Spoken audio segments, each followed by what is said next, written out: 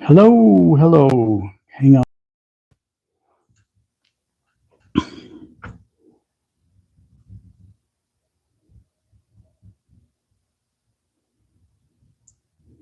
Oh well, we'll just go with it. I was going to try and have another person on with me and use another account, use my tablet to have a second image. But we'll just go with this since I evidently didn't figure that out right. So let's get started here.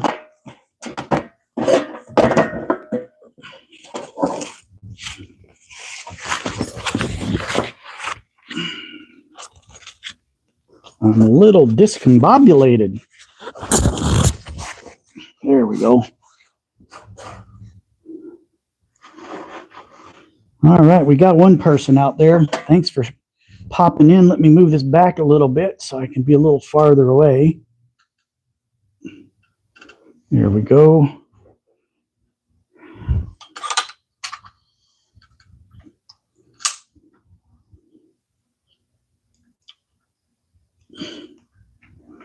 All right.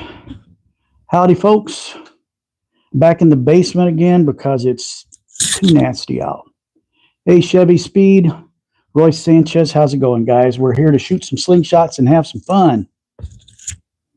If you're curious about any of this and you're not a slinger, feel free to ask questions because I love to help.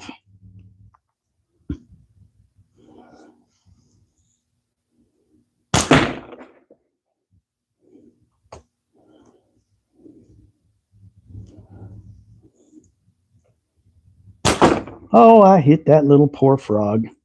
He a dead frog now. Dude, I'm hammering them this afternoon. Oh, finally missed. Dylan, how you doing? How much are they? Boy, that was a quick question. Most of my slingshots come from Simpleshot. Simpleshot.com. This is one of their pro frames. This is a regular polycarbonate plastic frame that is really good. This is my first good shooter. These are under $50 US, so a really good price. So if you use the link in the description to Simpleshot, I'm an affiliate brand ambassador for them, and I get a teeny commission, which I'm going to take that money and buy more Simpleshot stuff because I kind of like their stuff. They have really good slingshots. Everything, you can buy $15 slingshots and go all the way up to $130, $140. I don't have one here with me right in my backpack, but you don't even need a fancy slingshot. You can just get 2 branches with a Y, put some bands on it, and they shoot fine. So in a nutshell, that's the cost. They are really, really not that expensive compared to other hobbies. Like I also fly RC planes. Them things are $300-400 a piece. For under $100, you can get a nice setup of slingshots. Just make some targets out of anything you got laying around the house. Shoot a paper plate. That's a great way to start because paper plates, you can see what your patterns are, whether you're shooting high or low. And right now I'm shooting high and not hitting diddly squat. When I first started on here, I hit everything. All right, let's get that big target now. Very close, very close.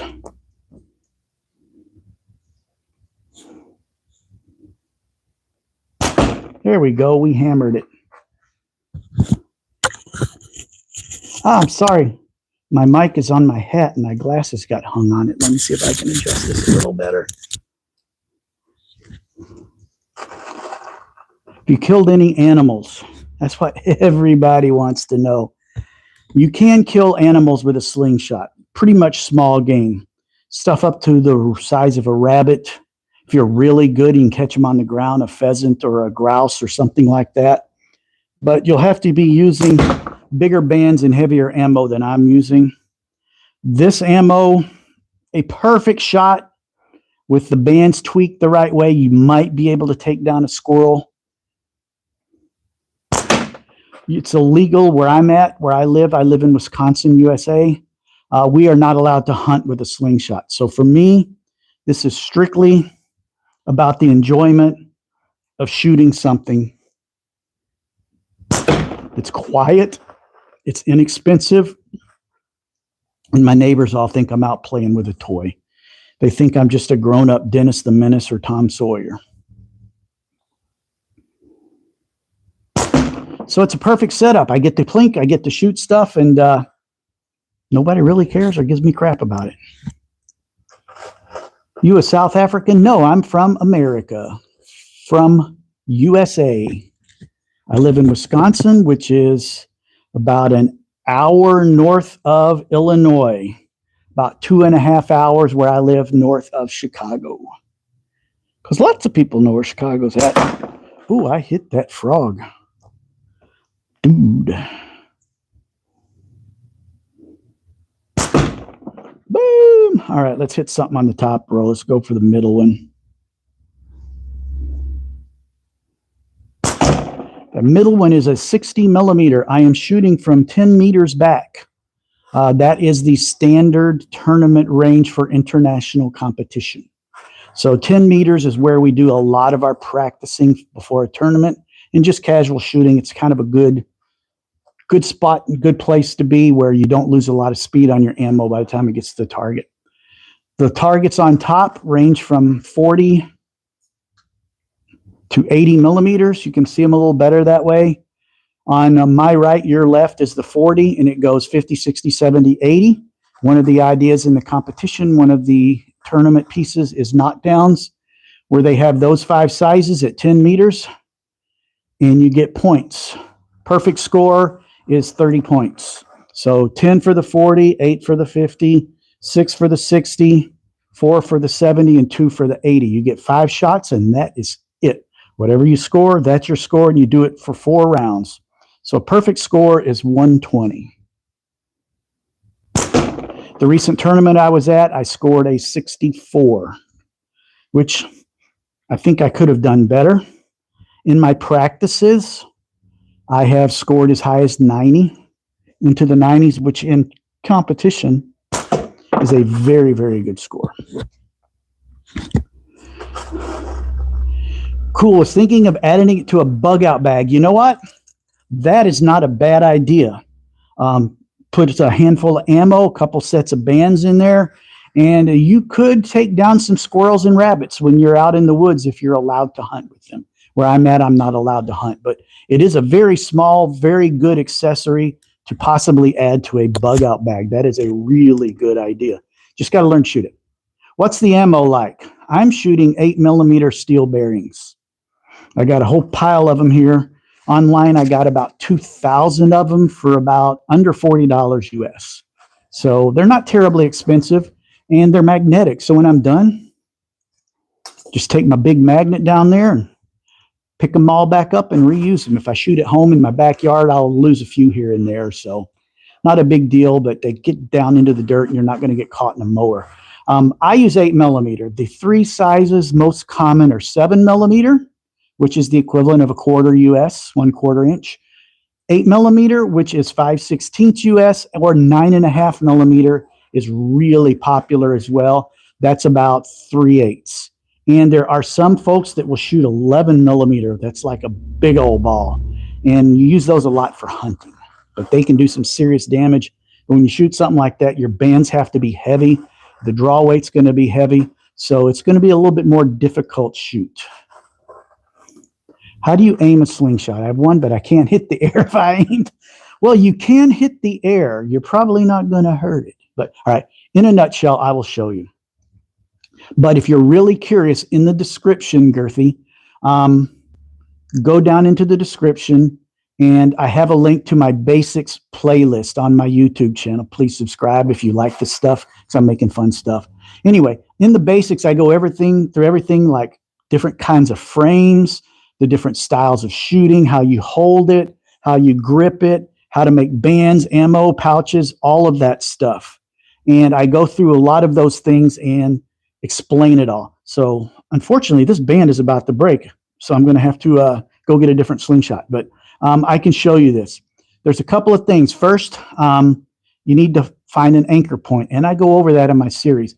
My anchor point, we tell you to start at your mouth, and then depending on if you're high or low, you move it up or down on your face. My anchor point is right there at the bottom of my cheekbone. So when you see me draw and aim, I'm right on my cheekbone.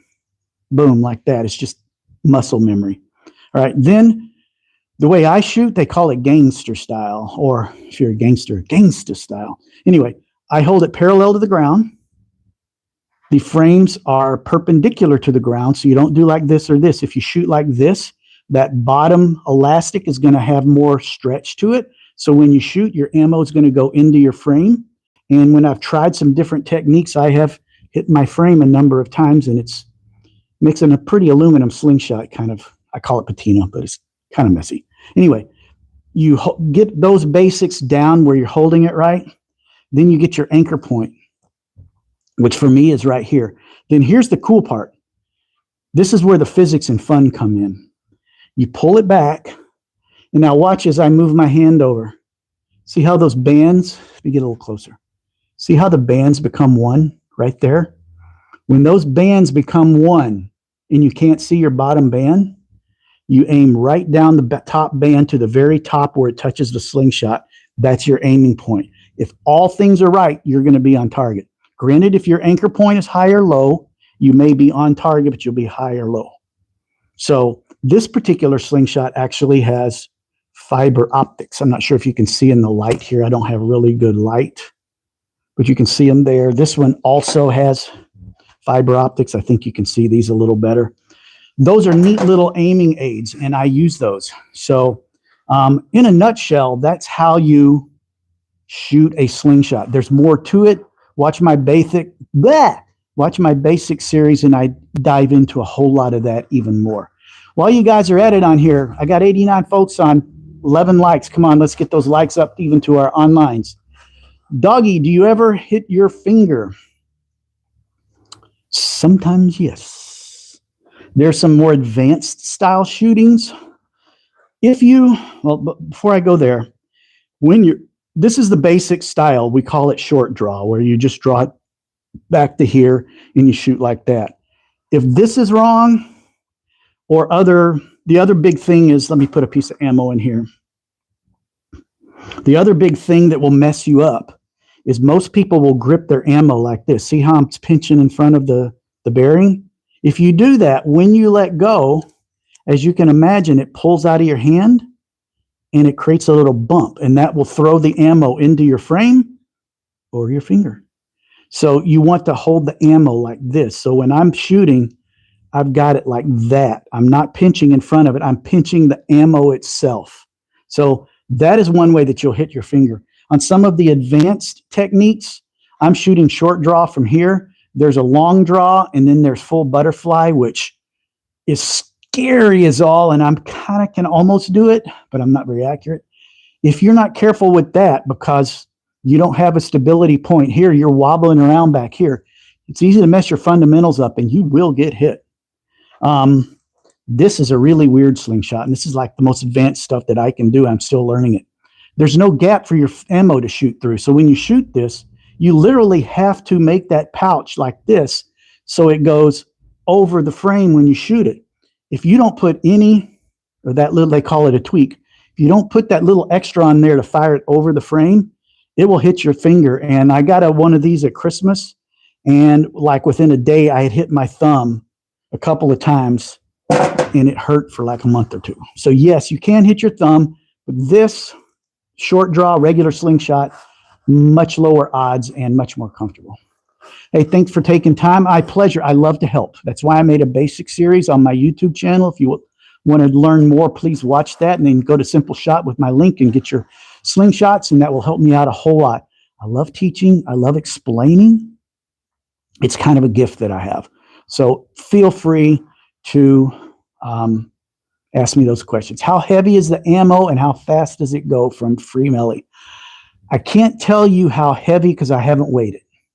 This is an 8mm ball bearing. I do have a chronograph that I was just using a few minutes ago on another video I was making.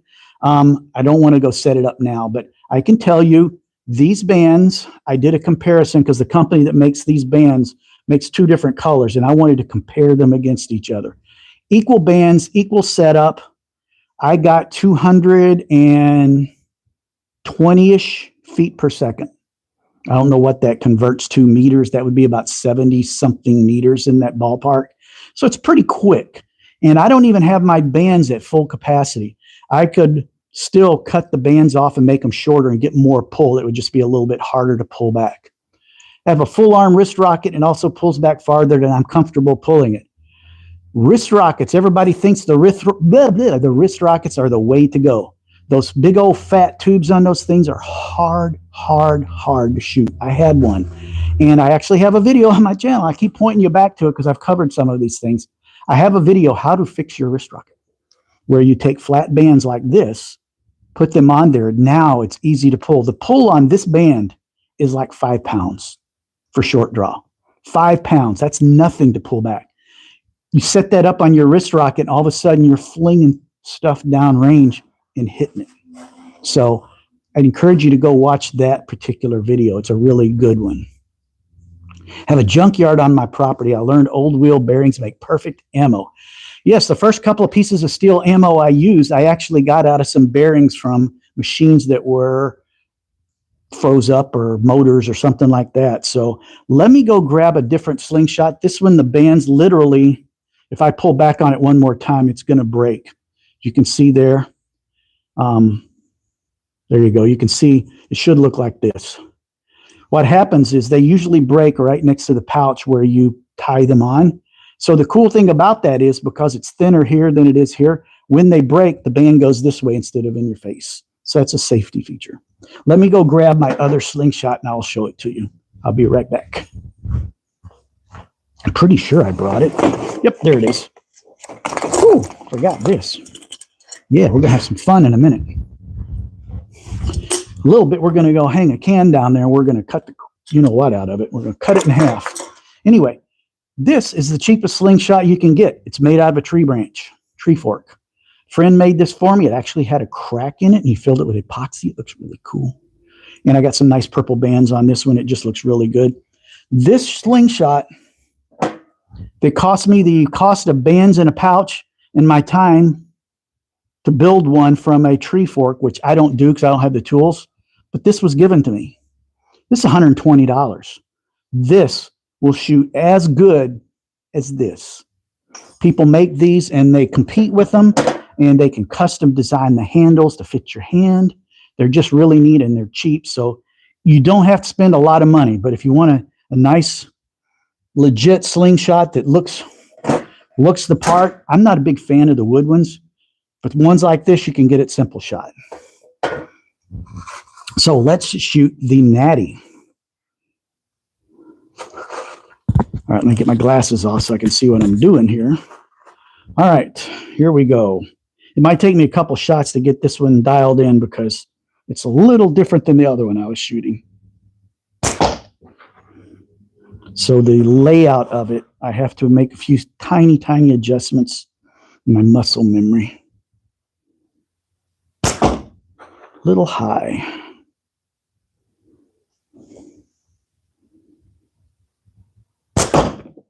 Getting closer. But you can see this shoots just as good as my fancy slingshot does. Once I get it dialed in, I will punch at them like I was with my good one. Just takes a few shots. Getting close. I'm almost hitting it.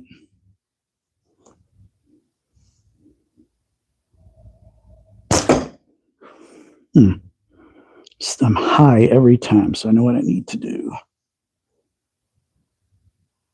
I had the right altitude. I was just off a little bit, which means my bands weren't quite lined up perfectly. There we go. Boom, got the big one down there. How much harder is it to aim with rocks? Rocks are tough, my friend. Rocks are tough for the simple reason they're not round. These are perfectly round. Well, pretty close to perfectly round. Maybe if I hit something hard with them, they might get a little irregular. And sometimes I've seen people that have rust on these because they reused them and they rusted. That rust will make that thing go all over the place. So clean ones are good, but rocks are irregular. When they get up to speed, that wind is going to act on them. Can you shoot rocks? Yeah. But it's going to be harder. You could have your aim dead on by the physics of shooting with a rock, and you're going to miss. Just because of the speed, you're getting 240, 220 feet per second with that rock. And a lot of times, because of rocks the way they are, it's hard to get the right grip. So you hit your frame, or they hit the bands on the way out and cut them. People do shoot with rocks, don't get me wrong. But if you're going to try it with rocks, I would kind of get the roundest, smoothest I could find with no sharp edges. What ammo would you use in the wild if you ran out of steel balls? That's a really good question, Doggy. And I've never really thought about it because I don't hunt with slingshots. I just like playing with them. But if I was in the wild and I had to survive and I did not have any steel ammo, I would probably go to a riverbed and look for the small, most round rocks that I could find, because those I would think would aim better. Here's a story. One of the better slingshot shooters in America, Zach Fowler's his name. He's from Maine. He was on that show, the third season of Alone, where they put you out in the middle of nowhere with a camera, and you're literally alone, and the person who survives the longest wins like $500,000. He actually won it, and he took a slingshot with him. I'm not sure they let him take it banded. He might have made bands out of underwear elastic or something, but he actually found some rocks on that show Alone with a slingshot, and he took a squirrel out and had dinner one night with the rock that he found on the show. He was very surprised it worked because he's used to shooting steel, but it did work, and it's documented on television. Really cool show. Can a marble work? Yes, you can actually buy marble ammo. You can. I know I can get some at the local Walmart, the big box store here in America. I can get some there. I don't have any. It's going to take some bigger bands, but I want to get some marbles because there's a couple of things I'm doing on my channel called Slingshot Slow-Mo. I've got a camera that shoots 240 frames per second, so I get some really cool slow-mo. I would do one here, but I like doing it outside because the lighting is better. Here you get flicker from the fluorescent lights, and it looks kind of silly on video. So I'm waiting to film some more of those till the weather gets better. But a couple of things, like I've seen people shoot chalk, sidewalk chalk, and and you get this beautiful powder spray everywhere, which I think would look cool on slow-mo. I did it, and I got a little, and the pieces just broke up. And they said you have to use bigger ammo. So I'm going to get some marbles, and I'm going to redo that on a slingshot slow-mo one day. But yes, in the old days, way back when slingshots were in their infancy, back in the like 40s, 50s, and 60s, and Grandpa would make you a slingshot out of a piece of rubber and a piece of a tree, and you'd get a piece of rubber from a car tire. That's what a lot of kids shoot because marbles were dirt cheap back then. My only fear of shooting marbles, if they hit something hard, they're going to shatter. And that would be really bad. Fishing lead shots. Yeah, you could use fishing lead. In fact, some people pour their own 50 cal lead rounds, and they use them for hunting with a slingshot. They pack a good punch, but they don't carry quite as much speed. But again, like I mentioned earlier, if you're going to shoot something that big, that heavy, you have to have heavier bands. You have to get thicker bands. These are 0.45 millimeter. They got really light draw weight. You'd have to get some 0.7 or even 1 millimeter bands, which are just beasts, to get the speed you need to propel that accurately downrange. So you actually tune your bands to the ammo. Where I'm sitting is a nice happy compromise with my 8 millimeter ammo. I get a good ball speed and very low draw weight, so it's super easy to shoot. Double-aught buck pellets. Yeah, those would probably work. Marbles increase forest fires big time. I would not doubt that. Hawk. Hey, Hawk, how's it going? He's a buddy of mine. He's a really good shooter, and he's the one that sells this latex. Hey, Hawk, can you do me a favor? Since you're kind of regular around here, if you're going to be on for a while, can I make you a moderator? Because I need a moderator, because sometimes when I get these lives, people get a little trolly and nuts, and I don't have time to deal with it. And they do deform on impact. Yeah. So that's one reason I don't want to use the big bands. That's why I don't mess with marbles. This 8mm steel, or if I'm going to go walking in the woods, sometime I'll walk around the woods here in my town. We got some nice walking trails.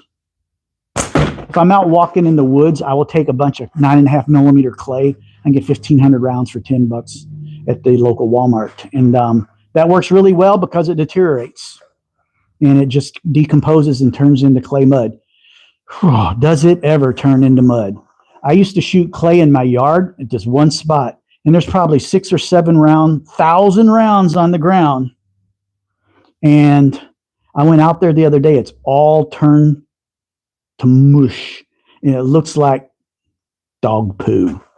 And you step in it, and it feels like dog poo. But if you're shooting out in the woods, that's really good because you don't have to worry about leaving steel laying around. You're running 3/8 steel and 0.6 for hunting pest on the ranch. Well, there you go. Some people have been asking about that. 3/8 steel, that's 9.5mm, and a 0.6 band, which would be 1.5 millimeters. Oh, no, 0.15 millimeters thicker than this. Still get a pretty decent draw weight. It won't be terrible. Not the size of a golf ball, this thing dying. That would be good for hunting pests, like probably squirrels and chipmunks and things like that. We have pests in our yard. We have chipmunks. I have taken a few chipmunks with a slingshot. I use 0.55 for those just because I need the extra speed. I hit one the other day with this 0.45 and it just smacked them in the back and he ran away. But I don't hunt. I don't like wild game, and I can't. You got to be in squirrel season here, and you can't hunt with a slingshot in the state that I live in. But pest, free game, take them however you can get them. What's the benefit to hollow point? You can't reshoot and getting it perfectly spherical. Yeah, you're right. Hollow point, when it hits, it makes a good impact, but you're not going to use that ammo again. It's not for target shooting. It's a one shot deal. Bigger game, that's what you could use it on, but you're going to have enough speed on that hollow point to penetrate and make the hollow point do its thing. Remember, hollow point on a gun is traveling much faster than 240, 250 feet per second, which is sort of a medium speed for slingshots. I get in about 220 on these. All right, somebody misbehaving. There's a message to review. Won't change anything if you don't have penetration. No point. Hawk, I guess they didn't like that word penetration on your comment there. That's kind of funny. Those robots, those YouTube bots, they're silly.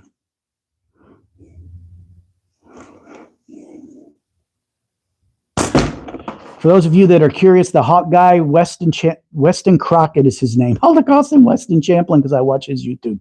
Weston Crockett is his name.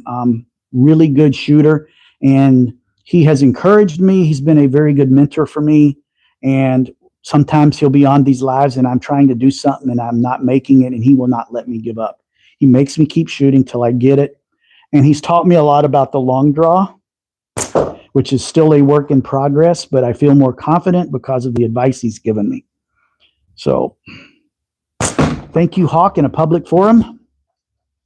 I appreciate it. Why do some people not use a wrist rock? Is it just tradition? Oh, I get those kind of questions a lot, L4 Reborn. Wrist rockets. You love them, you hate them. Everybody thinks they're the ultimate shooting device, because you can pull them back, and they have these really big tubes on them, and they're really thick, so they're hard to pull back. The pull on those could be 20, 40, 50 pounds. And because the tubes are really thick and they're the same thickness all the way down, you get a lot of resistance in there as it's letting go and flinging your ammo. I have a friend that I taught to shoot, and he got new tubes on his wrist rocket, and we put a catch box out, a target out about 10 yards, and his wrist rocket did not make it to the target. He took his flat band slingshot from Simpleshot, boom, hit the target. They have their purpose, but these new technology with the flat bands, and what we do is we taper them. I believe this is 20 millimeters here down to 12 here, because it's thinner at the pouch end. As it's going back and retracting, there's less resistance, so it goes faster. And so I actually have a video on my channel. If you go to my YouTube channel, look for how to fix your wrist rocket.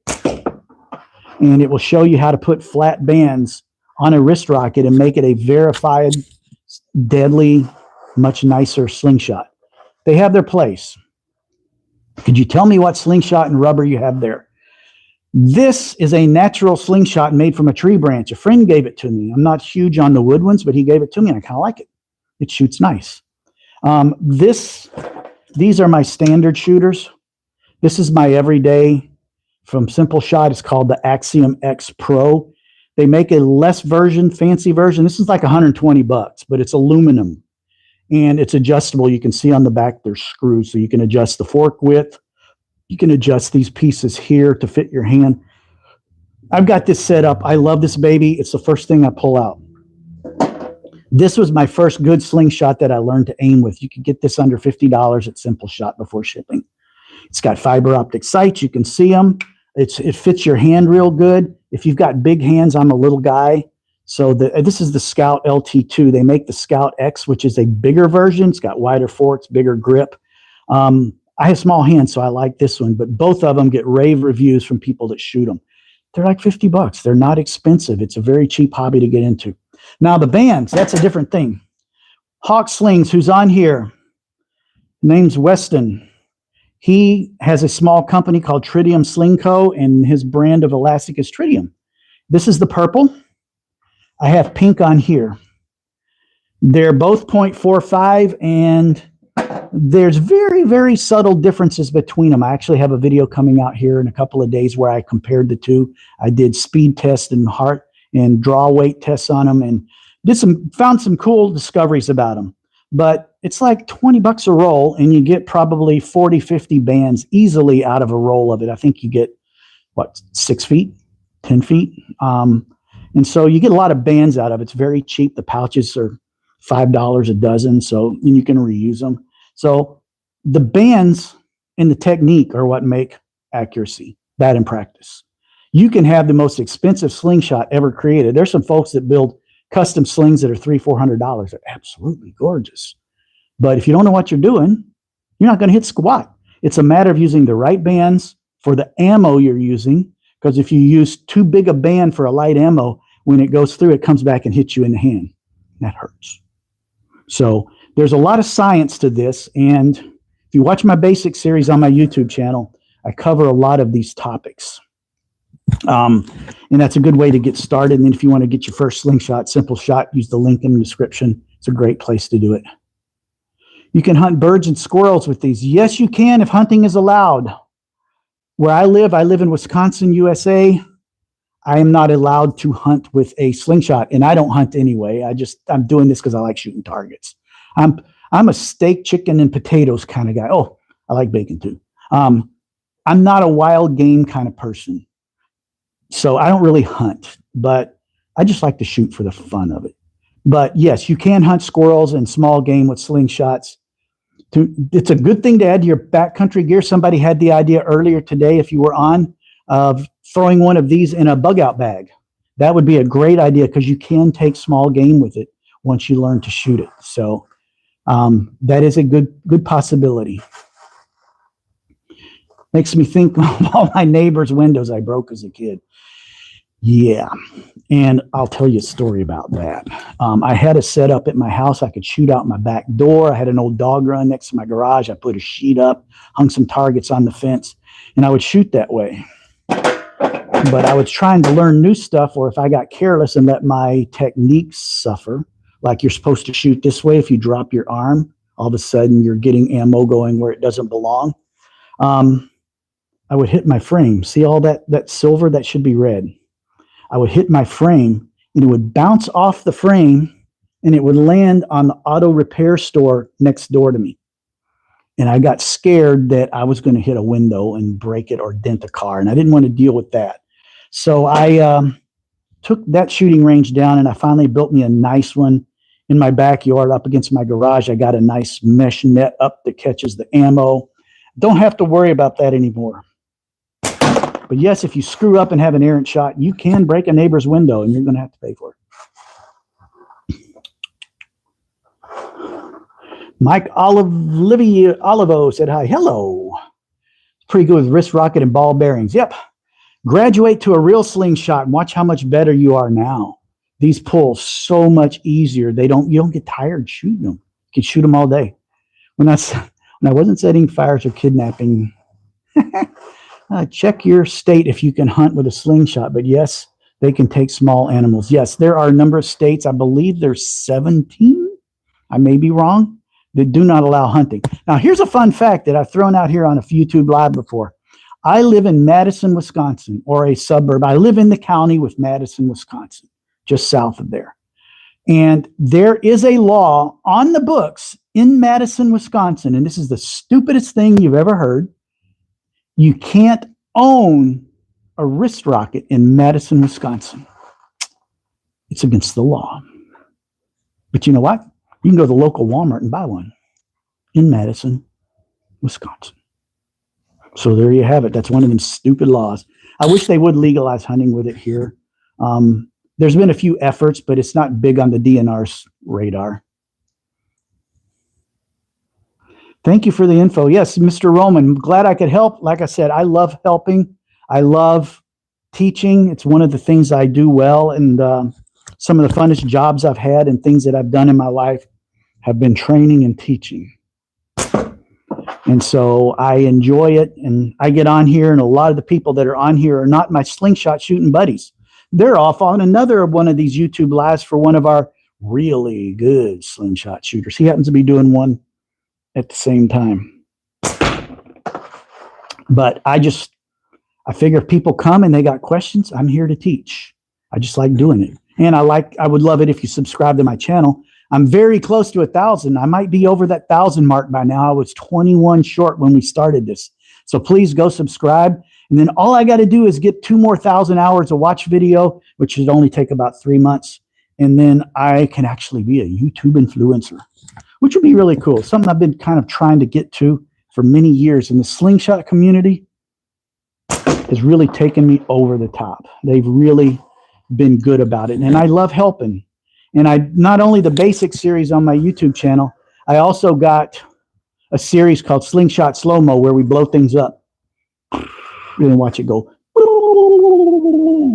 The best one, that's one I just released last week. I think we did a glitter bomb. Yeah. And we did a water balloon with red water in it. I put a bunch of food dye in it, and it was epic. And I had an Easter special one last Sunday. We put a hole in the Easter bunny's noggin. So yeah, it was all in slow-mo. It's fun. People love to see stuff in slow motion, especially water or smoke or something like that. The big one I got planned for when the weather's better. A lot of people like to shoot cigarette lighters because they got pressurized butane in them. And so when they hit them, they go, psh. I want to hit a cigarette lighter with a candle underneath. That's my hope, at least. We'll have to see what happens. But I got to wait till the weather's better, and I got to do some thinking about my setup to make sure it's safe.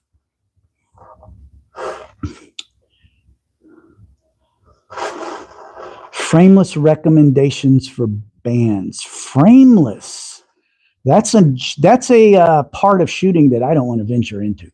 Frameless, in case you don't know, is you just don't have a frame. You use your hands for a frame. You got special bands, and something goes around your little finger, and you hold it, and you basically do like this. I'm not courageous enough for that. Call me a wimp if you want. How far can it go? That is an interesting question. Nobody's asked that. I can tell you on the setup that I have right now, I'm getting about 220, 215 feet per second. I got a friend that lives outside of town right on the river, and we shoot in his backyard sometime because if we miss it, just goes in the river. And then maybe the carps eat it, and carps are worthless anyway. But There's been a couple of times I just hiked back, pulled it all the way back, aimed it about 45 degrees and let her rip. And it made it all the way across the river. I could hear it hit the trees. So then I aimed it downriver, made sure there was nobody in boats. I aimed it downriver, and I bet it went at least 200 yards. I can't obviously measure it, but it went a lot farther than I thought it would. It was really cool.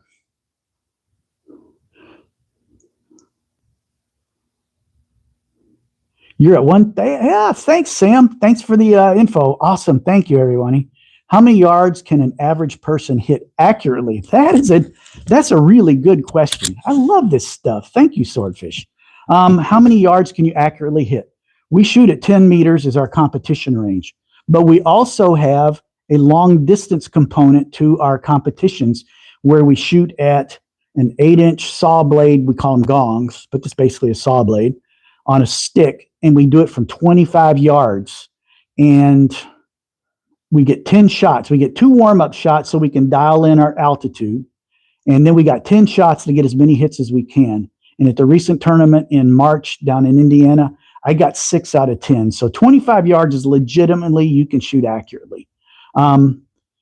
There's another shooter, Luke Stroud, Cool Hand Luke is his YouTube channel. He did a recent challenge and gave away a really nice slingshot for the winner.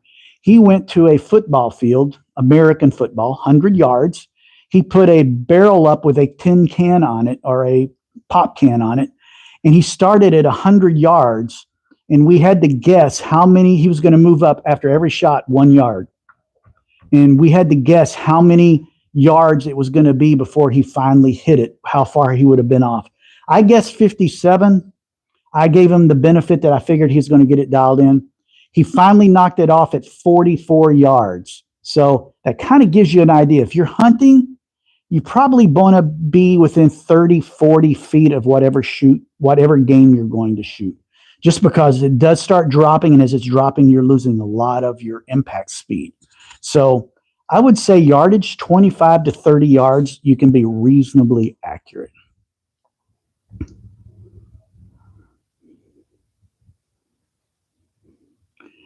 Wooden pellet ammo. I have no idea what you're talking about. Maybe wood pellets like you put in a smoker. You could shoot them. They're probably not going to be accurate. They would have to be round. If it's round, it'll shoot. But wood pellets are probably going to be very lightweight, so they're not going to have much impact. Because it's wood and very porous, it's probably going to slow down really fast. That's strictly pulling that out of my rear end. I know nothing about it, so take it for what it's worth. If you are good at geometry, you'll be an awesome shot. Yes, there are a lot of physics and geometry in this. Like when we were doing the 25-yard shot at the tournament, normally I aim right at that fiber optics at 10 meters. When I was aiming at the 25 yards, my aiming point was down here. And depending on how far we had to shoot, you move it down. Another component of that tournament was a woods course where we walked around a big field that had a lot of grass. It was a big grass field, but there's also some marsh and some trees out there. Our longest shot was 195 feet. That's almost 65 meters. It's a long way. And you literally, when I was shooting, I was aiming with my aiming point way down here instead of way up here. And I hit the tree. I didn't get the target. A few people got the deer, and there was one that was a metal coyote, probably about this big and this tall, painted blue, out in the middle of a swamp, 163 feet out.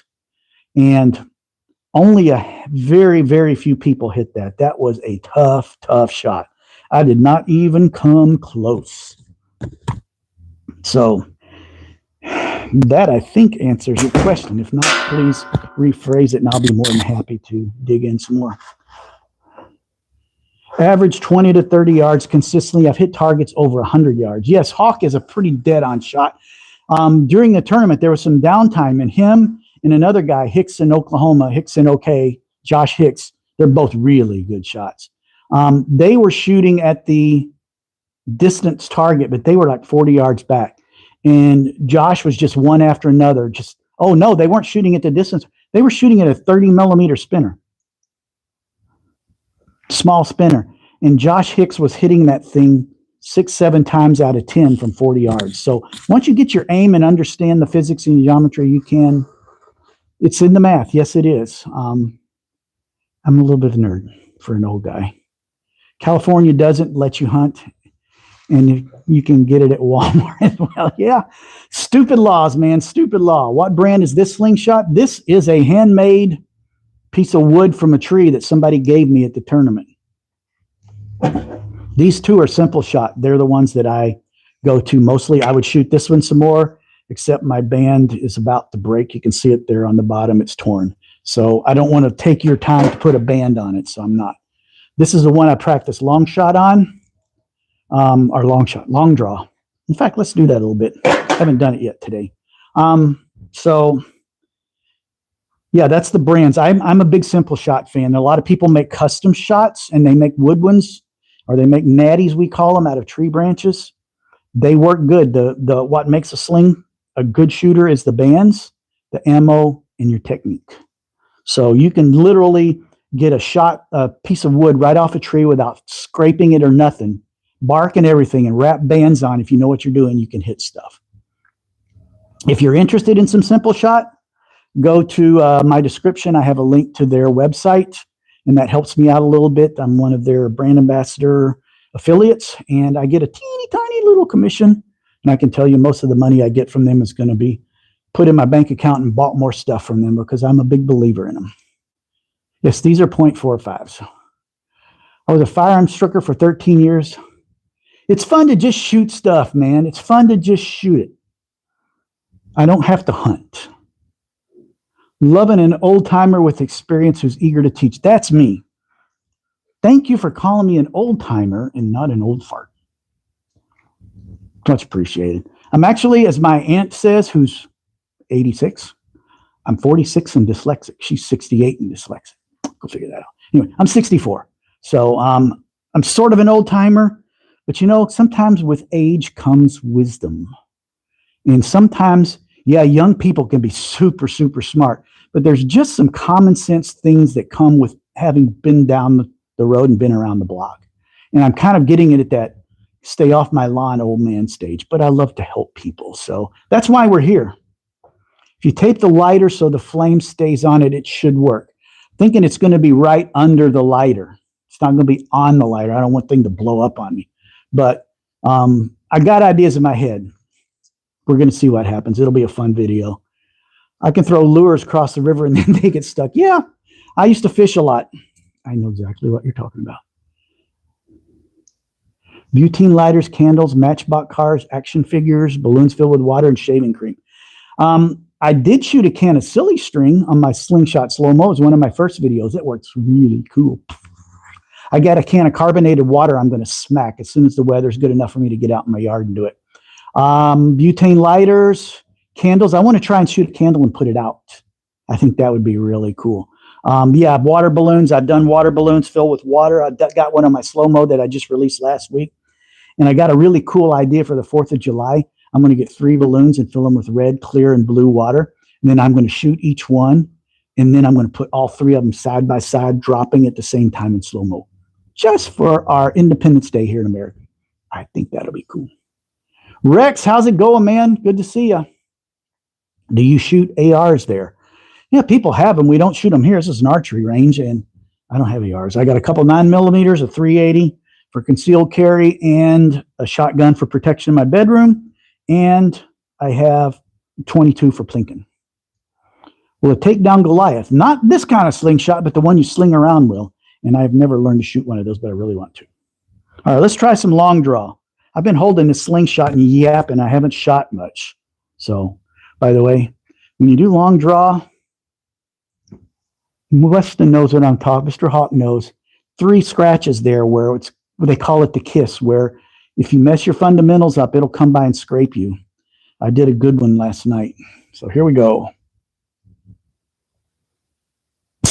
Woo, got the target that I was aiming at. That makes me happy. As you can see, if you mess your fundamentals up, it's right next to your face. It's going to hurt. But once you get the fundamentals down, this is relatively easy. It's just a lot of times when I'm doing this, I'm talking on camera and stuff, and I get lazy.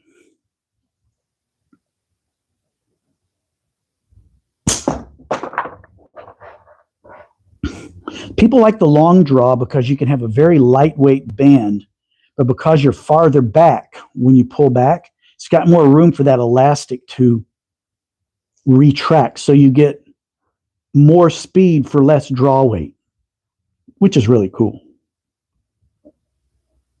I saw somebody the other day shooting with a chronograph, and they weren't shooting full butterfly. They were like this far back, and he was getting 270 out of his bands, which is pretty good, 270 feet per second. For my Slingshot friends, that was Coin. He was on his channel. Do you use other handhold positions? Sometimes I do. On this one, it's really good for pinch grip. On this one, my go-to, because it's the way it's designed, pinching isn't real comfortable, so I do a thumb brace where I shoot it like this, and that holds it and helps me keep it level. I don't really use the hammer grip much. There's some people that like that. I'm not one of them, but it's not that there's no reason to say that is a bad grip, because I see really good shooters from around the world using it. This one I'll kind of alternate between the thumb support and the pinch. Sometimes when I'm shooting the long draw like this, when the band goes by, it'll hit the retract process, will smack my thumb and it'll sting a little. So that's when I go back to the pinch grip. I hope you could see that, and I hope it made sense. I cover some of those different grips on my basics videos on my YouTube channel. That basic series is linked in the description if you're curious about it. Please watch, leave me some feedback, leave some comments.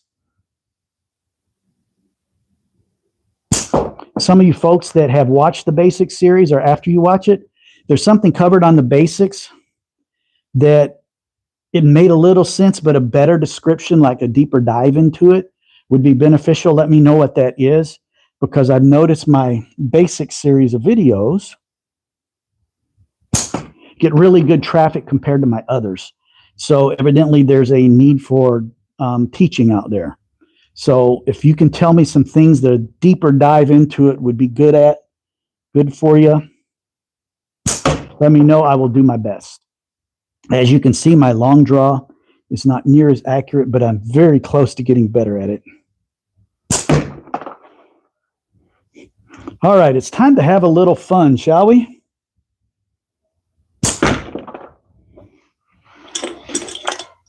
Let's put a can up and smack the bejeebers out of it. Cutting cans is one of the funnest things to do. 54 here, amen. So I think you're talking about my comment of age with wisdom. What technique is best used when aiming? Again, that's very much a personal preference. Don't worry, we'll get to the can. The big thing when aiming is your slingshot has to be perpendicular to the ground, has to be straight up and down. I use gangster style, which means we're holding it crooked like a gangster would a gun. Some people will shoot 45, which is like this. Some people will shoot like this. This is my preferred way. It's comfortable. So that's what I like. The part of aiming is you get your anchor point where it's the same every time. You know when things are right, it's going to be dead on. And you hold the ball, and you don't. This is my quick tutorial for what it's worth. You don't hold the ball like this, because when you do, as it's stretching and pulling, you get a bump in there. See how it would come off your finger? And when you do that, it hits your frame and goes awkwardly in places you don't want it to go, like your neighbor's windows. So what I do is I hold the ball itself. See right there? I'm not pinching here. I'm pinching here on the ball itself. That means you get a true release. And then when you're aiming, let me get there we go. When you're aiming, all those pieces are right. When you pull back, watch this. See how the bands disappeared? The bottom band goes away. When those bands become one, boom, right there, aiming right down that top band at the very tip of it is where your aim is. If everything's right, you're going to hit. This actually has fiber optics. I think you can see it there. I use that to aim, and I make sure my bands are always right up on there. So in a nutshell, that's the quick aiming method. My basic series goes much more in depth to it. The shorter band is probably easier to shoot from a seated position. I would probably agree with that. I do know one gentleman down in Missouri that sits in a walker wheelchair, and he shoots the long draw, but it's kind of an abbreviated long draw. He shoots from like right here. But yeah, it seems like it would be easier because it's just more balanced. Short draw is easiest when you're learning and sitting. I would not recommend trying this long draw or the full butterfly when you're learning. Get good at the short draw from here because you need those fundamentals. Slings will fill the big void when ammo becomes expensive. I can't completely argue with that. Gangster style, yeah, that's literally what they call it. It's gangster style because you see the gangsters in movies, they always shoot the gun sideways, and Mythbusters has proved that it's no more accurate than regular, but it looks cool. Yeah, but you twist in when pinching the ball. What I'm doing is the way my bands lay out, I have to hold the pouch a certain way to get the bands flat. So sometimes it's this way, but I'm really still just pinching the ball. And you can shoot with the bands twisted. It doesn't matter. It's not going to affect the shot. Here, I'll show you. I got a full twist in there. See? And I'm going to shoot. Let me get my glasses off.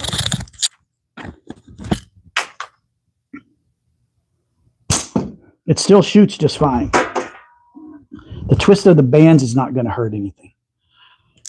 I think the twist, yeah. Why does it look like you're twisting the band when pinching the ball before your shot?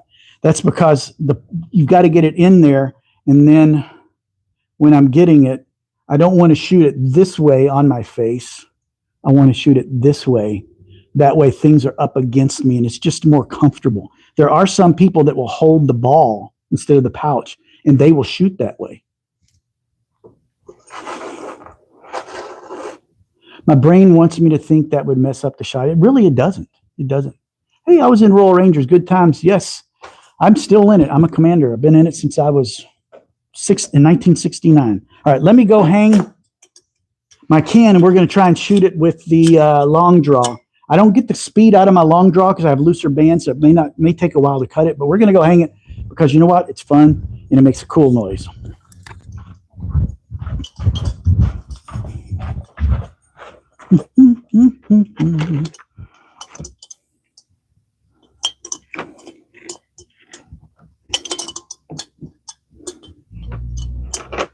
All right, that should hold.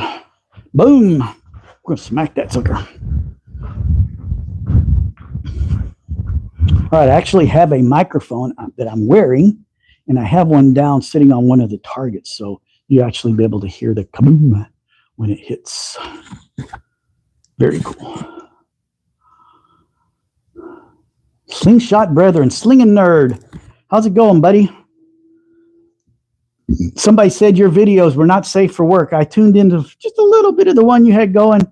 That's not safe for work, and it's hilarious. And I see what you were going for there. It's, you know what? I'm more family friendly, but there's a place for all kind of fun in this sport. And if that's the kind of stuff that it gets people, then I can see why it was funny, because it was kind of hilarious in a not safe for work kind of way. But I choose to go family friendly, but that's just me. But very cool stuff. I subscribe to your channel, not for that kind of content, but because I know it would help you. And there are some fun videos you have on there because I looked. So if you want some kind of salty video, go check out Sling Nerd.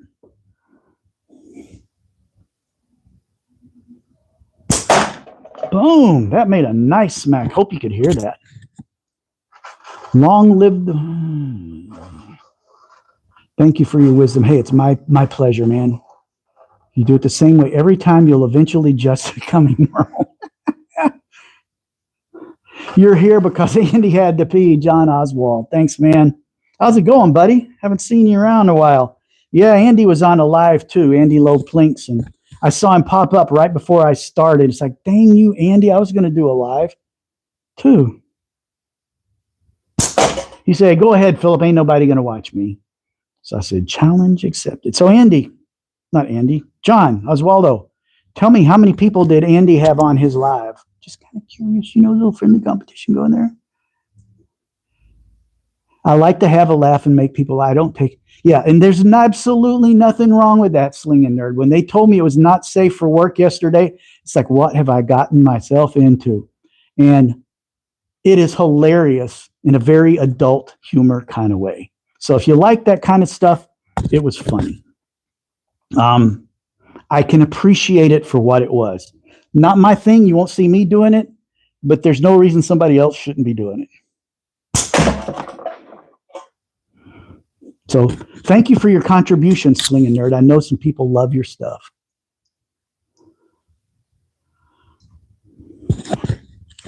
Man, I hate it. When I'm inside, I have to use my glasses. When I can do it in my backyard, I can actually see the comments without them most times.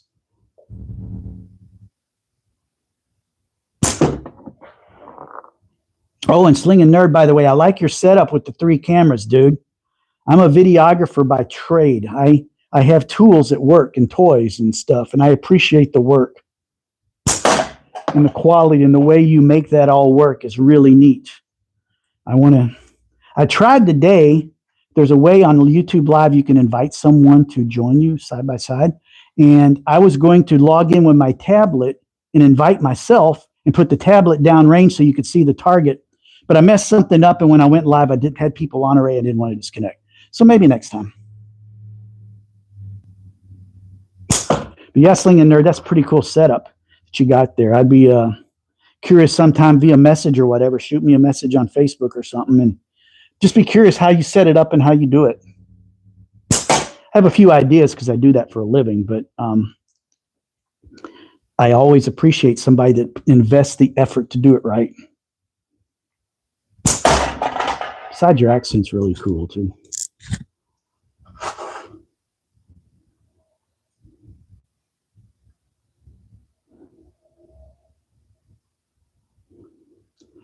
Topped at 45, 14 when done. Love you both. Great community. This week was amazing.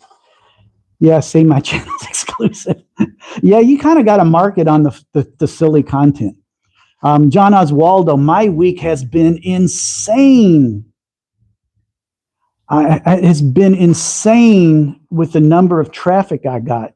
I was doing one of these Friday, and from my backyard Friday after dinner, I had 400 plus people on. Solid 200 the entire time. And even when I logged off, there was still 130 people on.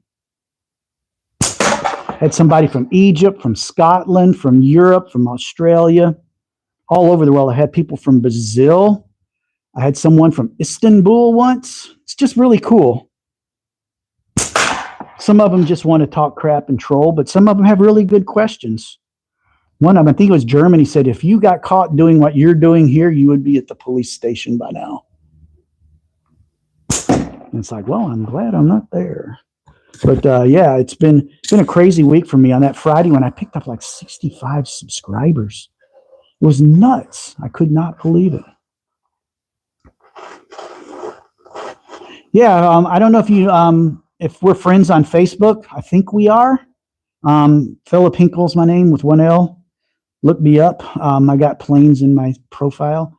I would love to have a couple messages with you and see the setup. And because I do it for a living, I got all kind of cool toys at work, but at home I don't. But it's fun at work. This setup is good for your close-up demonstrations. Sure, just say when and I can show. Okay.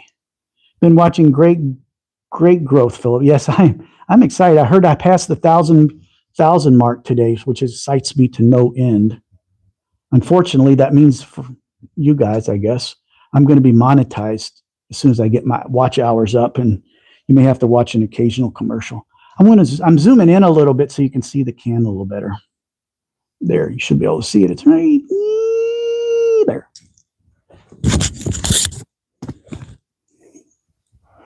Whoops, dropped that ammo. We're doing some damage on that can. I can see holes in it already.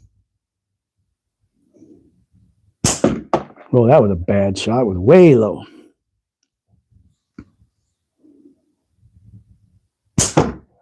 Low again. Like I said, long draw is not my forte. Oh, that was a good hit. I'm hitting with 8mm. So if I was using that 9.5mm that Weston and the big boys use, I'd be putting a serious hurting on that thing.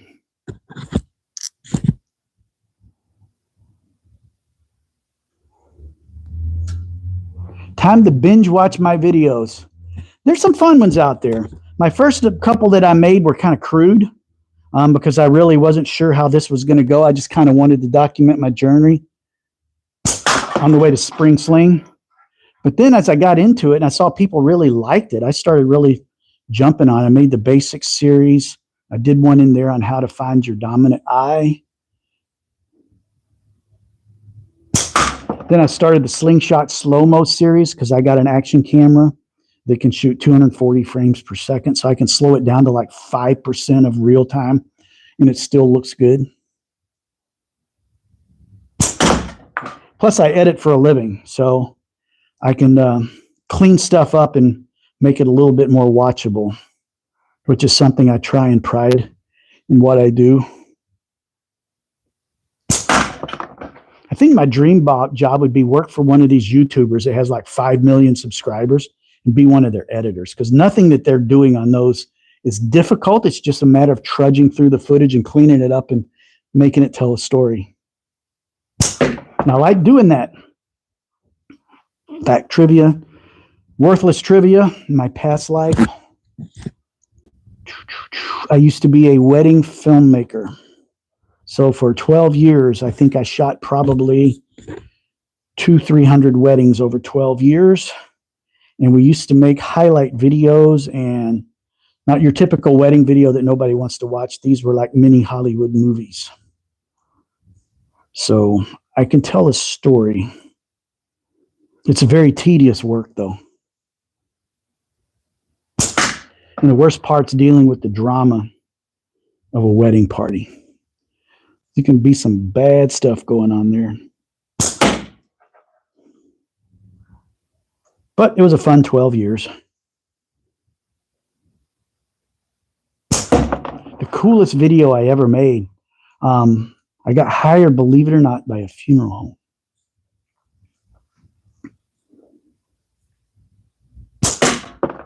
It was a Vietnam vet whose remains had been found and finally identified 40 years later. And they hired me to film it, paid me a fair amount too, and with the access to all the footage that they could use in TV commercials for their funeral home. And I made this beautiful 15-minute documentary of that day. I got to go with the Marines to the airport to pick the body up off the aircraft. I was right there in the middle of it where the TV stations weren't allowed anywhere near it. So I got to see all the pomp and circumstance. I got right up close at the graveside. It was just the coolest experience to see this when the TV stations were asking me, did you get any footage of this? And it's like, not for you, I didn't. But that video was really cool. It's actually on my YouTube channel somewhere. Salute the Veterans or something. It's on there if you do some digging. But it was a while ago, so it wasn't as high resolution as what we got now. But I won some international awards with that thing. It was a lot of work. But it was the coolest video I ever made. The most rewarding video, I should say. I did do a bridal trash to dress once. That was cool. We're hitting that can pretty good. If I had my short draw out, we'd have it split already. Do you ever use a slingshot to fish? No, but I have one. Let me go grid it and I'll show it to you. Hang on. This is from Simpleshot. It's called the Hammer XT Sling Bow. I can put arrows in there. It's got a Picatinny on the bottom. So you can actually load a fishing reel on there and shoot your bait out and then use the reel.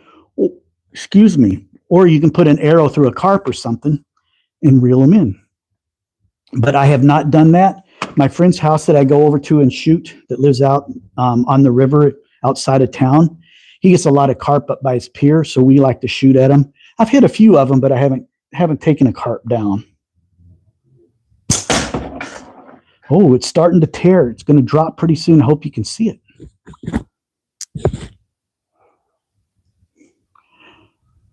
I love a slow-mo camera, too many dollars. Well, Sling Nerd, this isn't a real slow-mo camera. All it is, I got it years ago on a side job I had. I used to work for a company out of Germany as a second job. They created software that took the fisheye out of GoPro footage, and this was before GoPro had stabilization, and they would stabilize the footage. Well, every camera's lenses were different, the shape of them. So my boss would buy me all these action cameras. I had so many no names and name brands action cameras, and I had this special procedure I would do on the computer that would figure out the geometry of the fisheye. And then I would feed that to them, and then that would unfisheye the footage. Well, I got to keep all the cameras. And this particular one I got, they don't make anymore.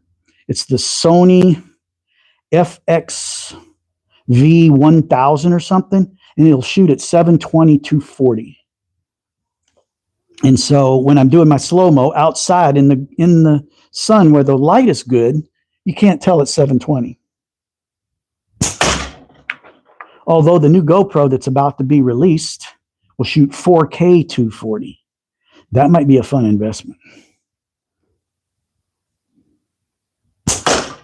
A legit slow-mo camera is very, very pricey, and trust me, the job I have does not pay me enough for one of those babies. How many yards? Somebody asked that question earlier, and I've seen people accurately shoot 20 to 30, maybe 40 yards. So above that, you're going to lose a lot of your ammo speed, so it's not going to be impactful. Zach Fowler, one of the good slingshot shooters up in Maine, he took a great big paper target and stuck it 100 yards out on the ice in the middle of the lake and put one pretty close to the bullseye after a few shots from 100 yards away. But I guarantee you, if that ammo hit you, it wouldn't have hurt you. There's just no impact left on it. There's no joules of mass calculations going on. Do you have any life advice for somebody lost and stuck at a dead-end job? Well, it's not the kind of channel we're here for, but I will tell you a story. I was talking to a young lady one time at my current job. We were on the road, and I was in a hotel restaurant, and we were talking, and she was talking about how she just wasn't getting anywhere in life. And I told her, it's like, you know, looking back on my life, I've been laid off from a job 3 times. I've had multiple careers. I started out in retail, sold shoes, ran a shoe store for a while. Then I went into corporate and became a programmer, help desk person. That's where I got my skills of teaching.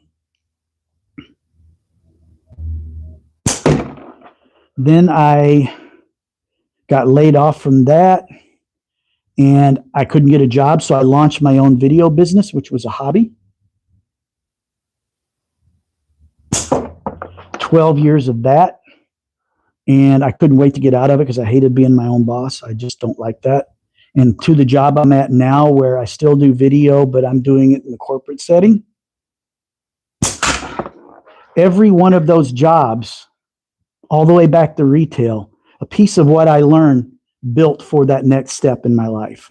You may seem like you're on a dead end now, but all those skills turn into something down the road. All those things become stories. How many times maybe you've experienced where somebody's sharing a story or something that's going on, and you have something that was similar that happened to you that you can tell them to encourage them. That kind of stuff. And encouraging is another one of my giftings, I think. But that's as far as we're diving into elderly advice. But I can tell you, every job I've had built, the next job I had used something I learned in the previous job to make me better at the new job.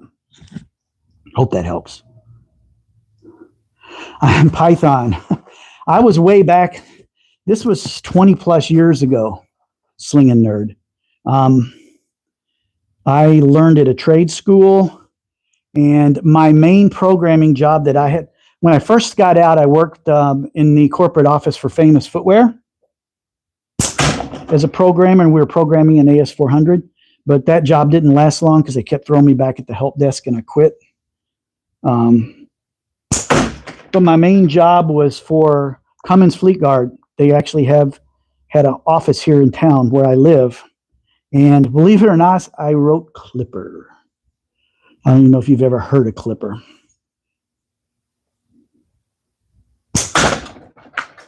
Clipper was basically DBase 3 with a compiler on it, so you didn't have to have a license of DBase 3 to run it. It was very old DOS-based kind of stuff, so it's been a while, man. It's been a while.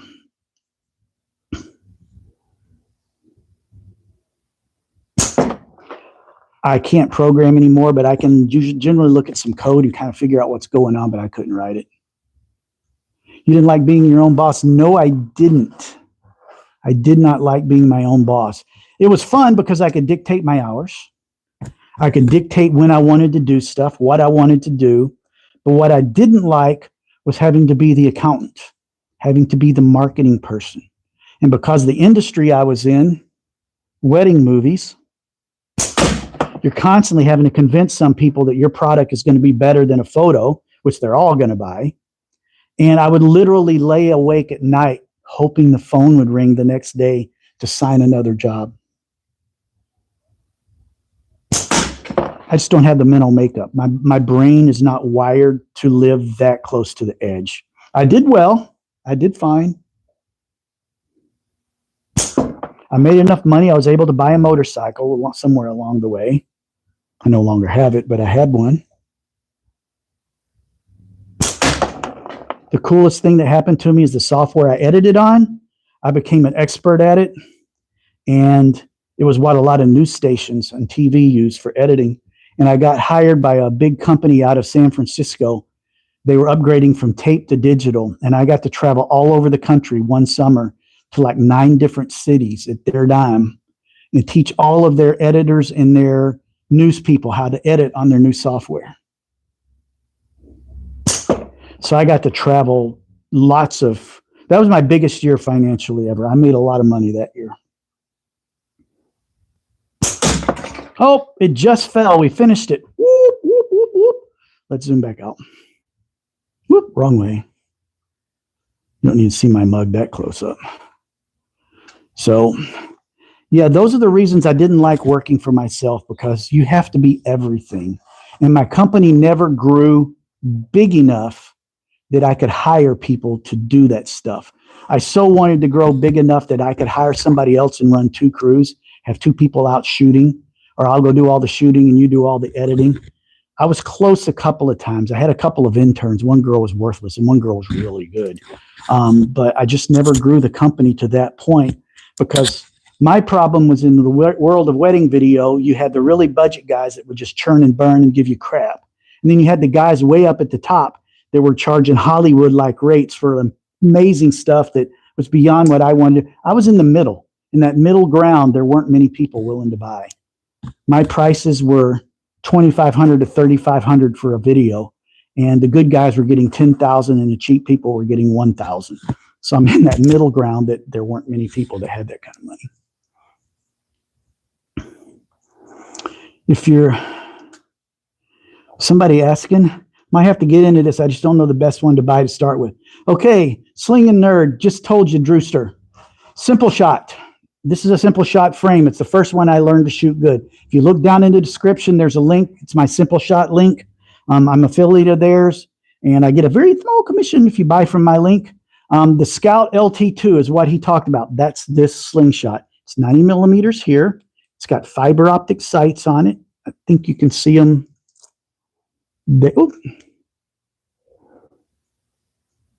There's one. There they are. You can see them. I think one of them fell off the other side. Very good Slingshot. It's under $50 US. They have everything. You can buy some really nice, simple Slingshots from Zach Fowler designed them, and they sell them. It's called the Scout. I think it's under 20 bucks. It'll be like this, a simple slingshot with bands on it. And every slingshot comes with 2 sets of bands, some trial ammo, and a simple paper target. But they've got everything you would need there. They've got targets. They got multiple kinds of slingshots. They got bands. They got band tying stuff. They got ammo, lots of stuff that you could go down a rabbit hole and spend a lot of money there. Or you can start simple. For under $100, you can get a really nice setup with a slingshot and just about everything you need to go. It's a very cheap hobby, and Simpleshot is the best place to start. Once you're good at it, people are making custom frames that are like artwork. And I have one on order from someone that's going to be really cool. But he's working on it right now. But when you get into custom frames and you get good, you don't want to get a nice custom frame to start, because you're probably going to hit it with your ammo and you're going to destroy it. And this thing has been hit by ammo, by clay. You can see it right there. Not a bit of damage to it. These starters are great. Yeah, get ammo, 8mm to start off with. That's what I shoot, 8mm steel balls. They're going to give you like 29.5mm and a little vial of clay. If you want to shoot clay, like you're going out in the woods and stuff and it's not your property, I get my clay ammo from Walmart. I get like $1,500 for 10 bucks. Dirt cheap. And it turns to mud when it gets wet. And I just kissed my cheek because I wasn't paying attention. Dang it. Got another bruise coming. So yeah, the clay ammo is what I started on, but I recently switched to this. It's much more accurate. Yes, there is a Scout LT2 that comes as a kit. It's a little more than the $49.99, but it comes with a lot of the other things you need. It comes with targets and stuff like that. It's a nice little starter kit. I could not recommend it enough.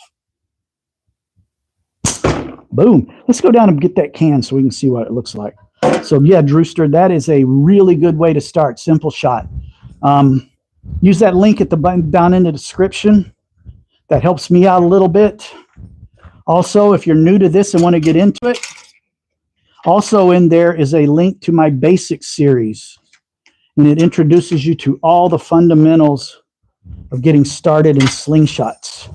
Shows you the different kinds of frames, pouches, aim, grips, how to aim, your anchor point, all that stuff. And by the time you're done with that and practicing, you'll be able to hit some targets. This is what we did to the can.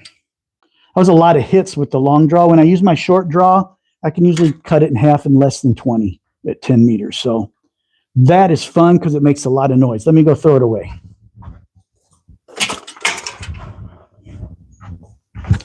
All right, let's get this sucker back out.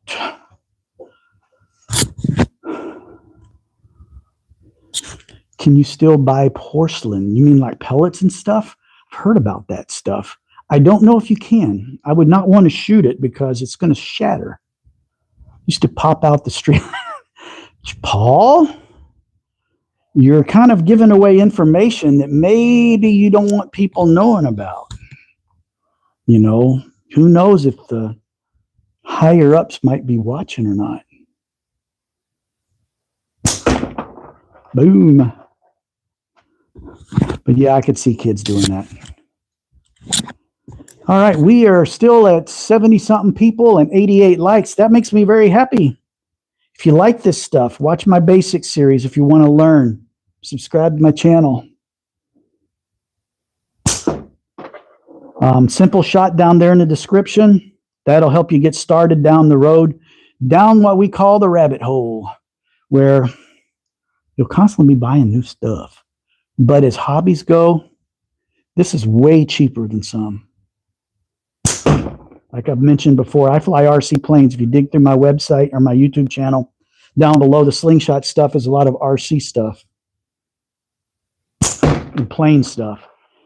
Just a plane that I would buy is going to be $300 to $500. You know how much Slingshot stuff I could get for that? This is really a cheap hobby. I got 30 years ago. Oh, I try to have a little humor here, L4. I'm a little crazy that way. I like to make people smile and laugh. while I'm helping them or teaching them. That's just my style, because if you're not enjoying the process of being taught something, you're not going to learn it as well. It's another one of those age and wisdom things, you know, coming from an old guy like me. But I appreciate the compliments about my age and my wisdom. That means I'm doing something right, guys. And girls, I'm not assuming everybody out there is a guy. There are a number of really well-trained and accomplished lady slingers, too. You just got to be careful you say slingers and not swingers. That could be bad. We'll leave that swinger stuff for Slinging Nerd. That's more up his speed. Oh, I hammered that 60. Nice.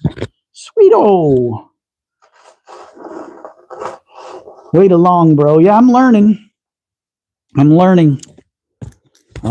not near as deadly with this as I am with the short draw, but it's a learning. Okay, let's go full on advanced here, folks. Then it's going to be time to call it a day, I think.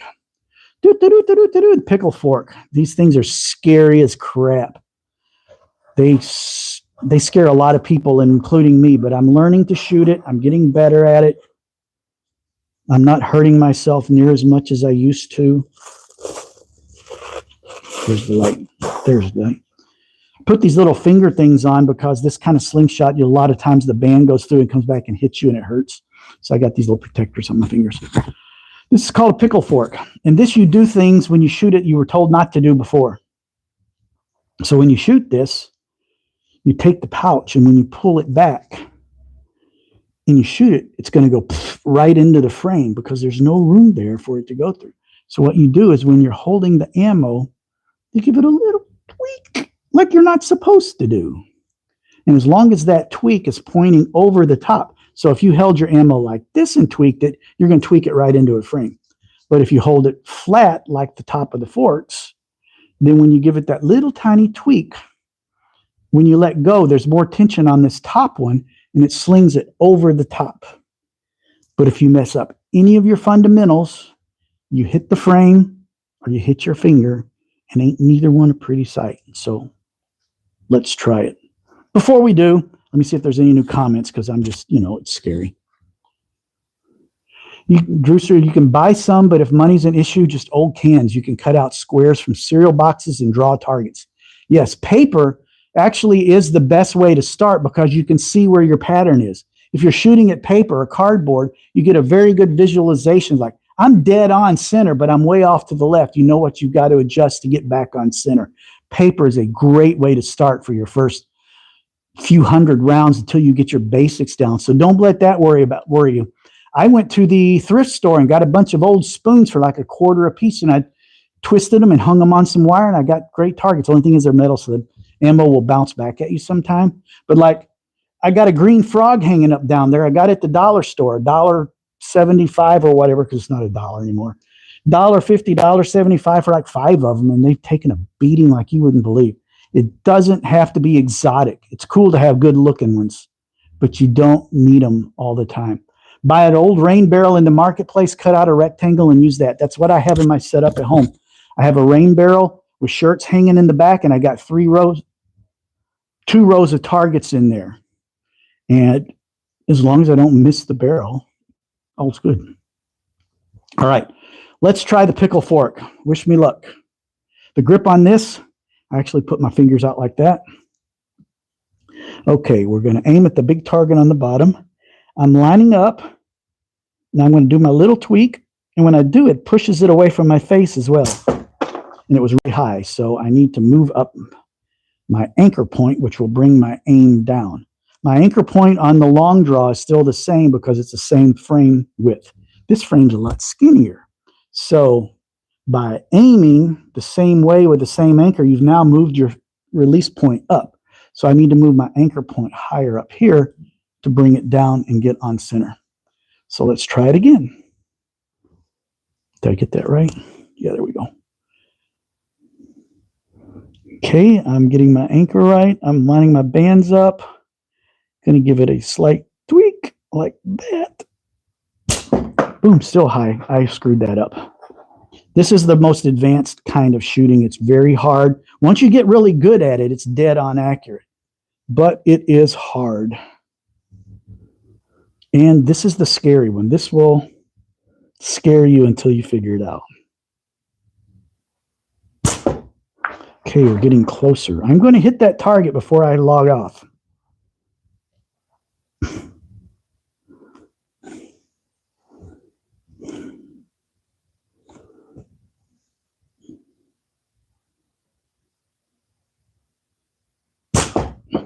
Still really high.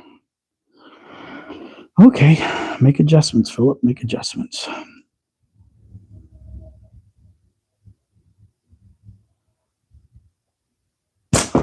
Oh, getting closer.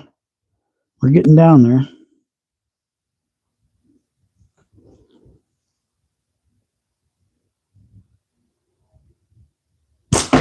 Oh, I think I just nicked the very top of it. If I can repeat that, I should be pretty close to on.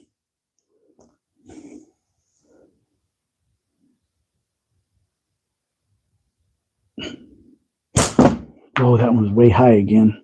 Wish I had a camera down there so you guys could see it. I tried today, but I messed something up. Maybe next time.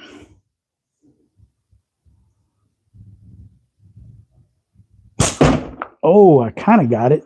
I still hit the very top of it. I want to get a good hit on it. I'll check the comments here in a little bit. This is the hard stuff, and I'm getting it dialed in.